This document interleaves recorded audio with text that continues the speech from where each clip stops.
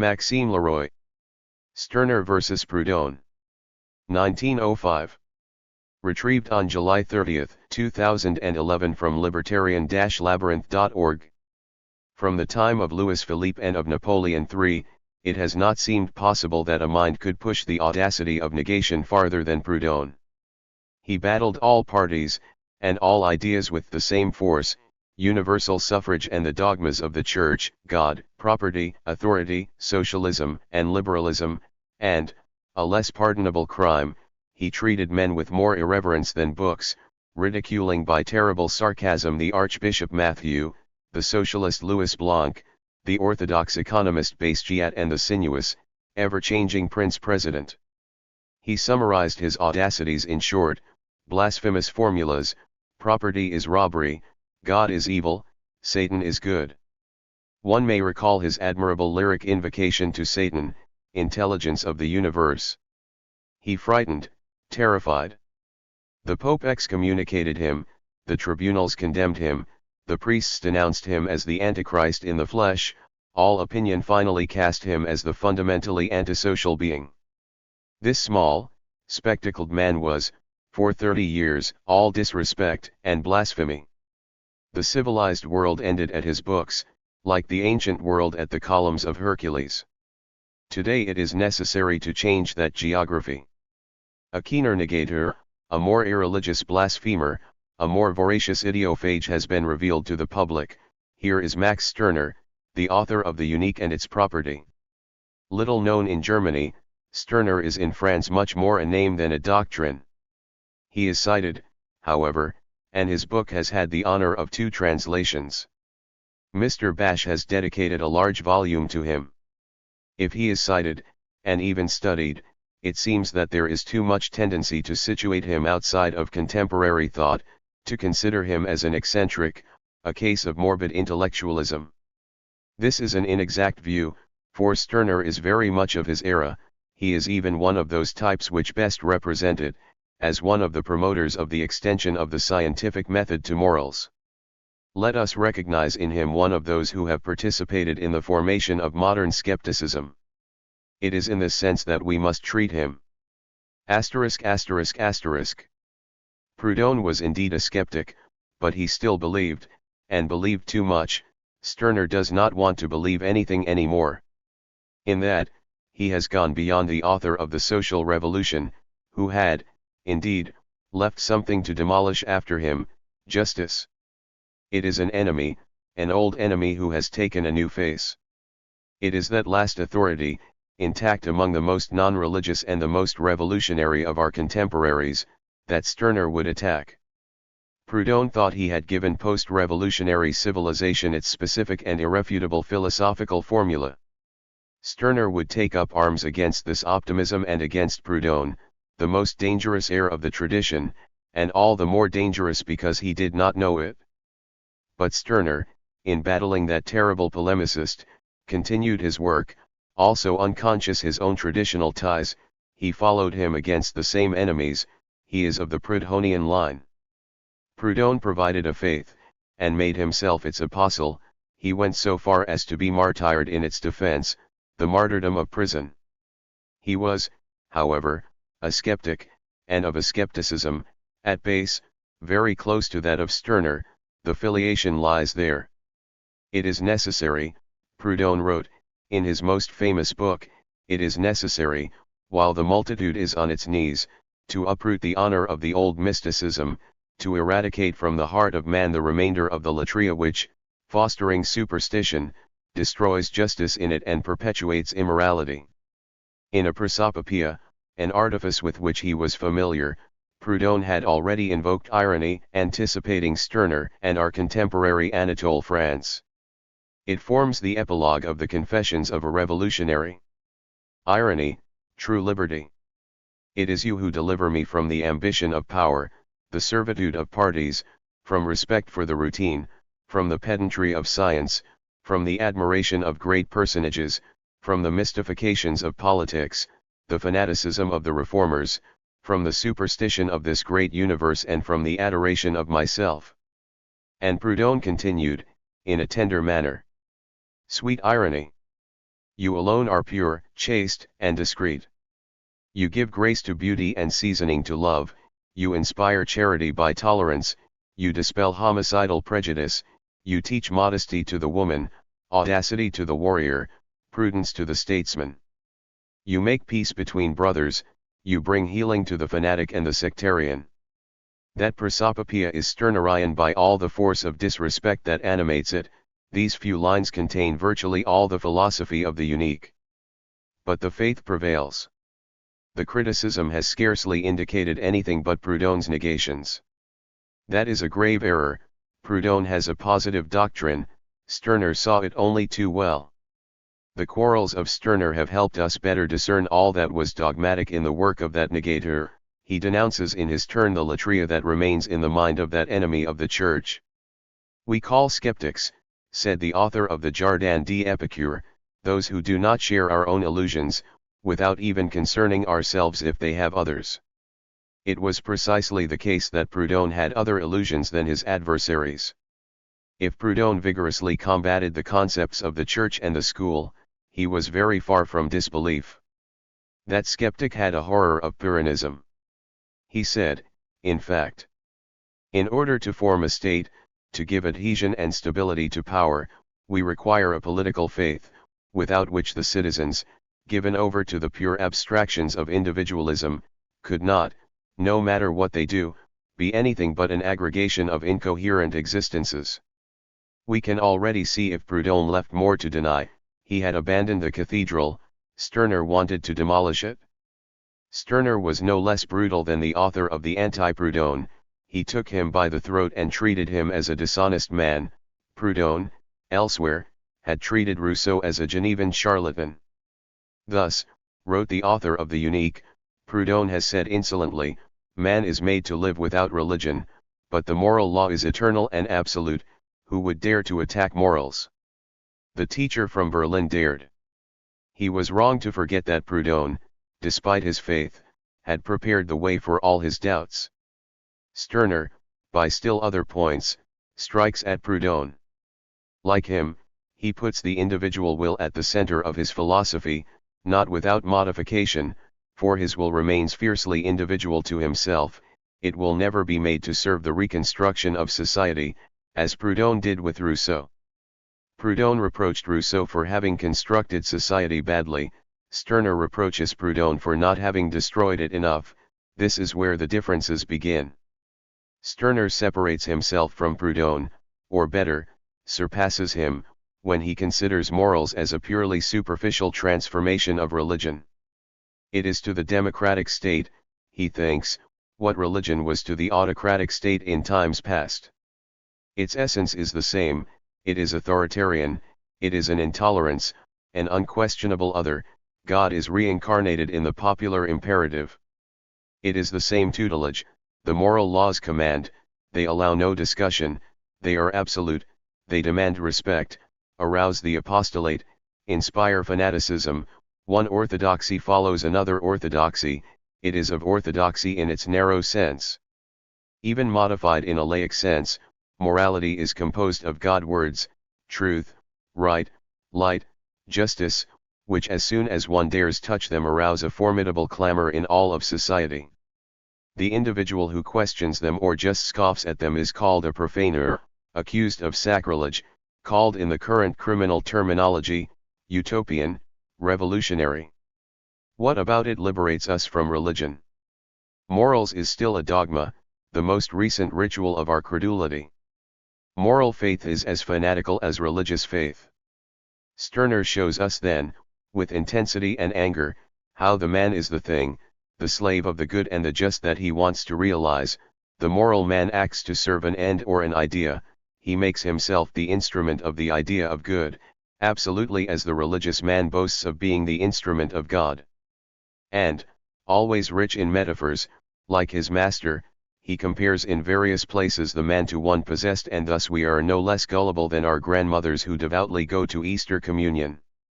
The one who no longer believes in phantoms has only to be consistent, he must push farther in his disbelief to see that he does not hide any special being behind the scenes, no phantom, or, what amounts to the same thing, taking the word in its most naive sense, no spirit.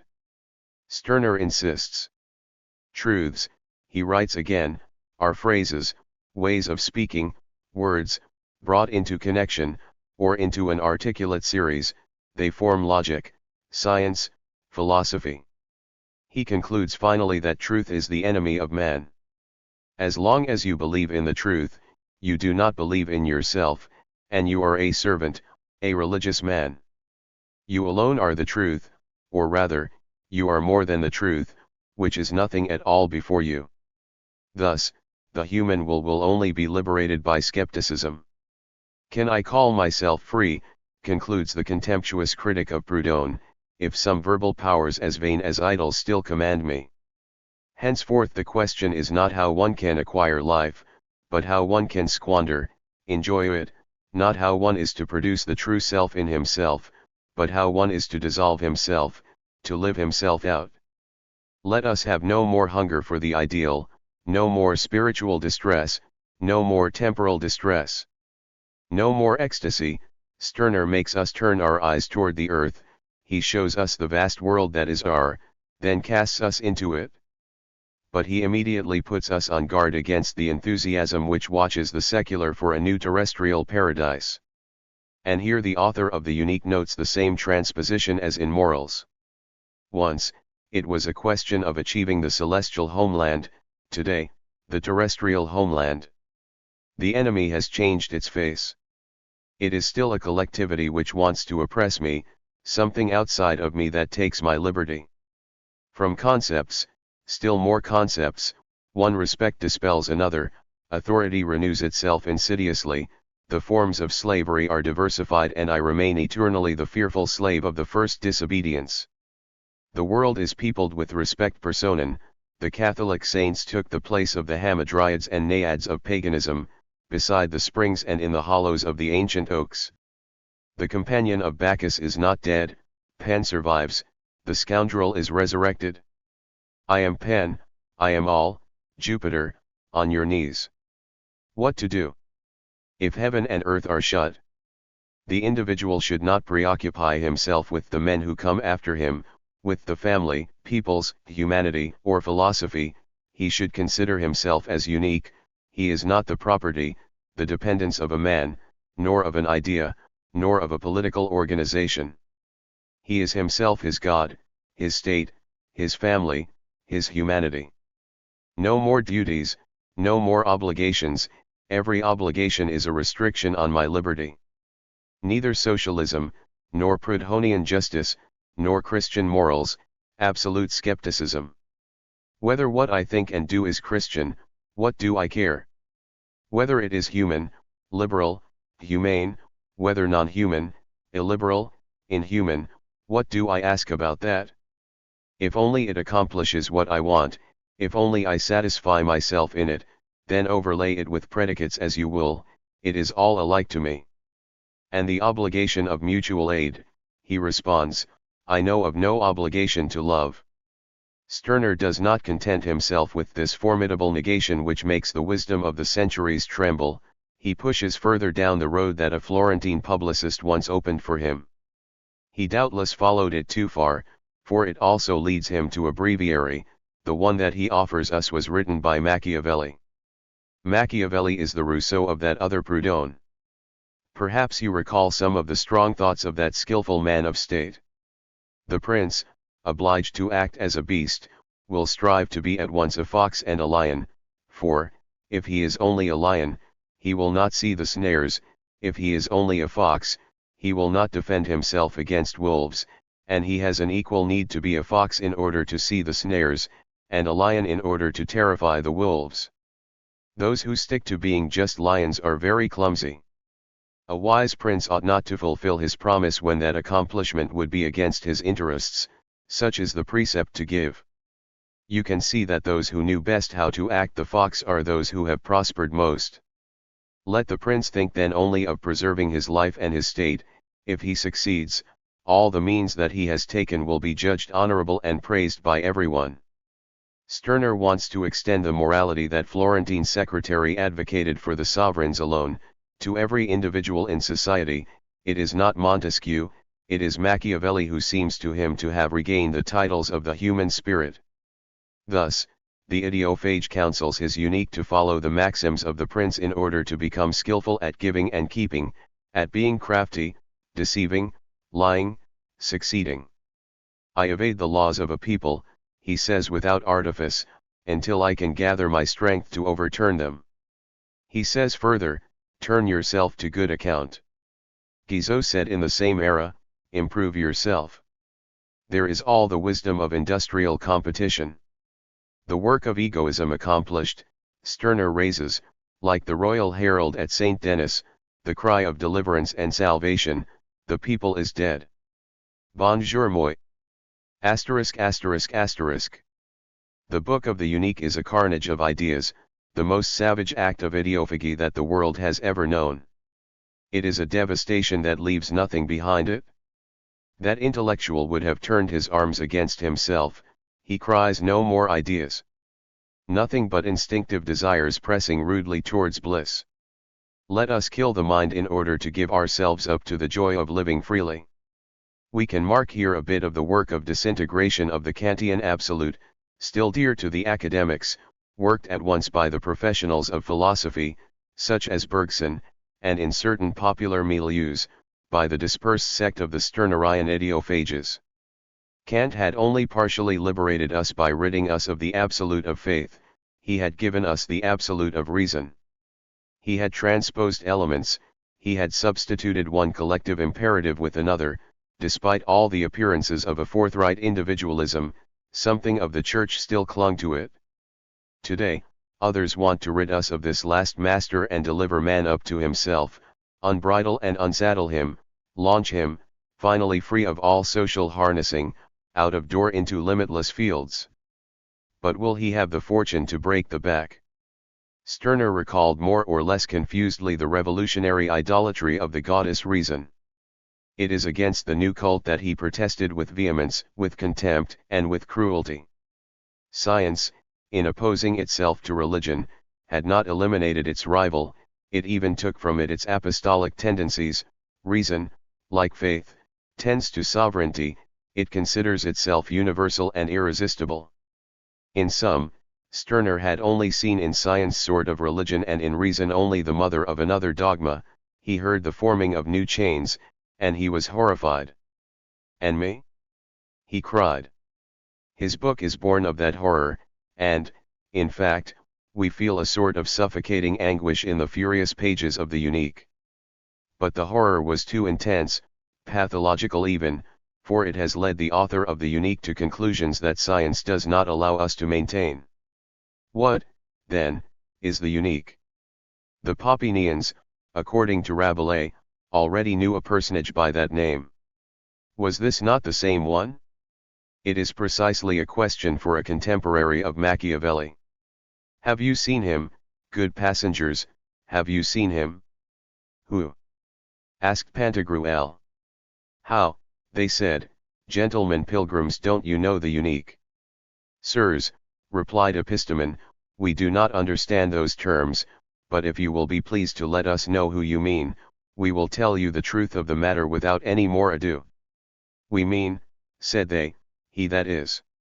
Did you ever see him? He that is, returned Pantagruel, according to our theological doctrine, is God, who said to Moses, I am that I am. We never saw him, nor can he be beheld by mortal eyes. The Unique of Stirner appears to greatly resemble that of the Popinians, Anquis nel vims. Stirnerism has not seen the necessity of making of man a social phenomenon. Stirner has believed too readily, following the philosophy of the 18th century, that the human will could be the mistress of life and subdue it as it pleases. We know today that it is as chimerical to wish to escape the determinism of ideas and of the economic structure as the determinism of the laws of nature.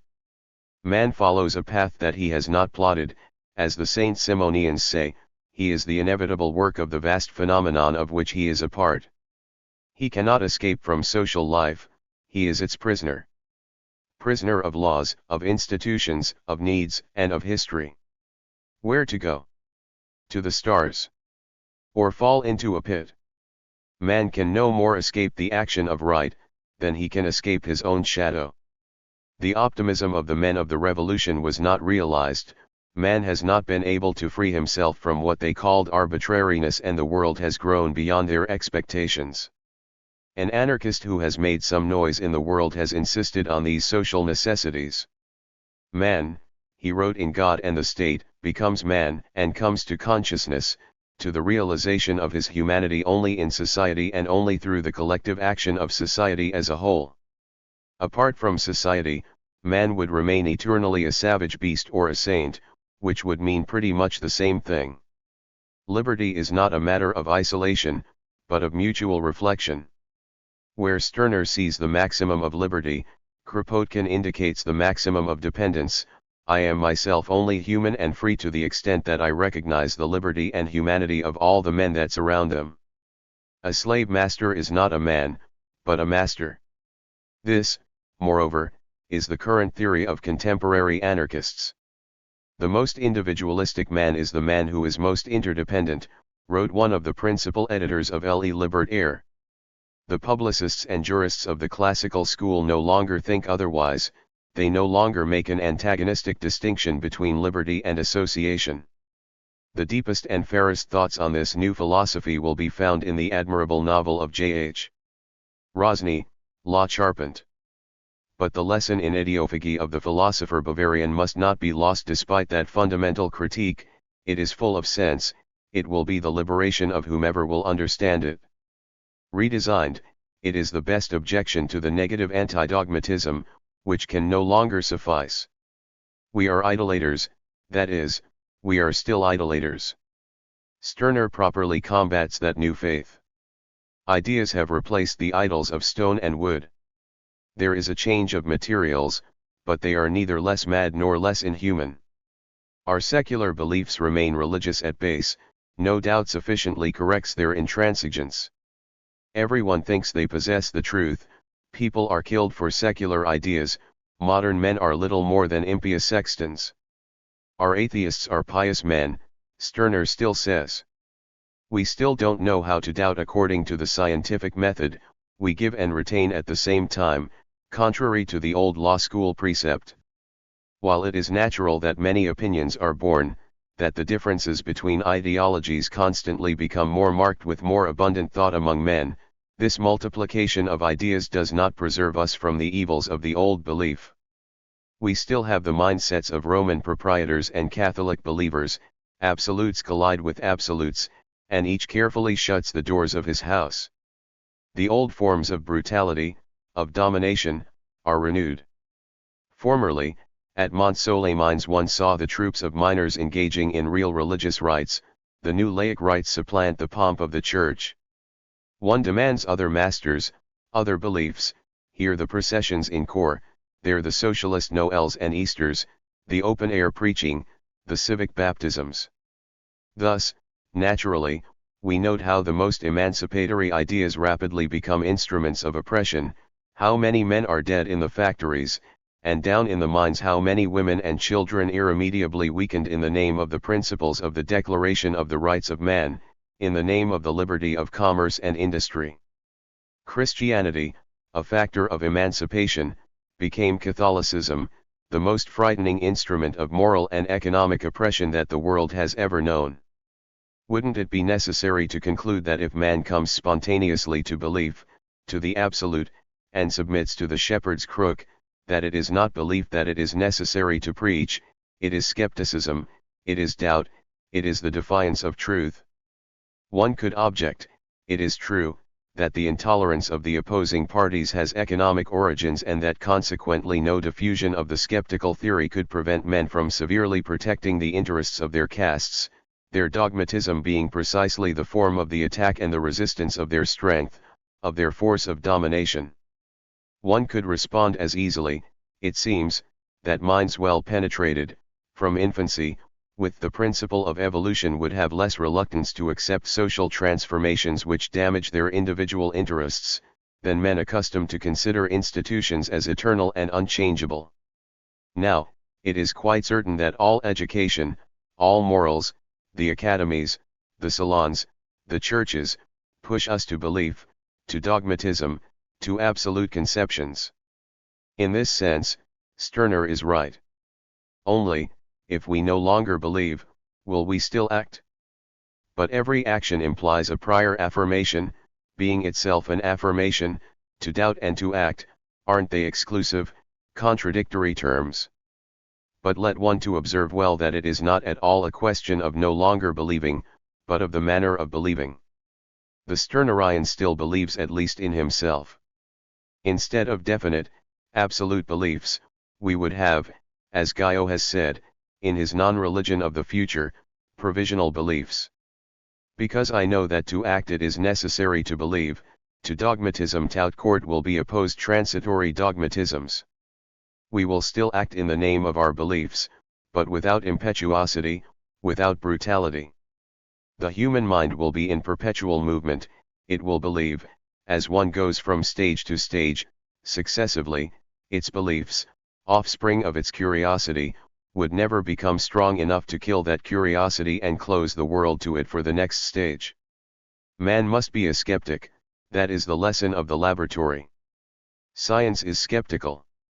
Stirner would have been right on this point, and he would have only given another form to the thought later formulated by Claude Bernard. The theories are like the successive degrees that science mounts by broadening its horizons more and more. True progress is to change a theory in order to take one new ones that go farther than the first one, until we find one that is based on a greater number of fact. And always thus. Let us not think that the future man will believe as yesterday. His mentality will have complexities and delicacies which can seem contradictory to us today. He will believe and not believe at the same time. The spirit of a true savant can give us the intuition of the probable spirituality of the future. A character from La Charpente, Duhamel, represents, as a literary type, the man that we could dream of being. The doubts that he had, writes J.H. Rosny, remained individual, not attaining the effort for the public good. The novelist had foreseen, himself, the mental type of the future. That restores the skeptic, that the common wisdom considers as being necessarily dilettante. He looks, tastes the warmth of that spring morning, seeks to understand and, in the multiplicity of beliefs that solicit his adhesion, remains neutral, indifferent or amused. The world goes on without him. Men are thus divided into two classes, the believers who act, the skeptics who do not act, the social believers, the antisocial skeptics. Tell me the degree of your faith and I will tell you the strength and utility of your action and even the degree of your humanity. Far from that methodical disbelief is the resigned acceptance of a powerlessness to find the solution of the problem. Quite the contrary, it signifies activity, joy, it is the movement of the sower who advances. The ancient skepticism was a cry of defeat, ours is a patient hope that the repeated defeats does not blunt. Thanks to science, Stirner has been able to complete Descartes. The author of the Discourse on Method has posited doubt as the commencement of his method of arriving at the truth. It is for him a provisory practice which leads to the definitive affirmation. It would be necessary that doubt be a permanent method which would allow reaching simply provisional affirmations, contemporary truths, momentarily recognized, which would not be the enemies of the truths of tomorrow. Dogmatism is immanent in Cartesianism, doubt is secondary. Science demands that doubt becomes, on the contrary, the essential fact. It will lead to no absolute, it will not permit even the hope of it. That philosophy is not way to repeat the commandment of Tolstoy, do not resist evil, to constantly tender the face to other blows, to bend the back under the yoke, without revolt, without anger. There is a very profound difference between the two theories. It is not at all resignation, but an attenuation of the brutality of the struggle that is waged. There is a new dialectic to establish. Tolstoy is content to take us back to the wisdom of a times which was ignorant of science. Let us not resign ourselves, certainly, ever, but in struggling, let us know very distinctly that we do not fight in the name of the truth, the right, the justice, but of a truth, a right, a justice that is perishable, full of error, which are only moments of history, the expression of our needs and of our present interests. Stirner has given us here the most useful counsels. There is only to change its development, which truly is not solid. Let us be skeptics, without however becoming rascals, following the princes, such as the Florentine secretary and his Bavarian disciple irreverently conceive them, and let us understand our function in the social phenomenon. Stirner has given us a rule that will be profitable, not to have sovereign ideas. His error was to believe it possible to dispose of the times and of civilization.